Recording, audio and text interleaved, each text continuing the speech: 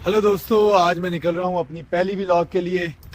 जी हाँ, बिल्कुल पहली व्लॉग। दुआ करें ये सफ़र यादगार बन जाए। मैं आप सबको ले चलूँगा मुलाम जबा के एडवेंचर पर। चलें फिर, बिस्मिल्लाह।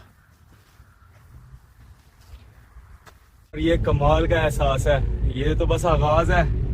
आगे पहाड़ है, बर्फ है और खालिस एडवेंचर। मैं अभी से महसूस कर रहा हूँ ये व्लॉग खास होने वाला है। कोई सिग्नल नहीं और खामोशी शुरू होती है, बस हवा की आवाज़ और मेरा दिल धड़क रहा है।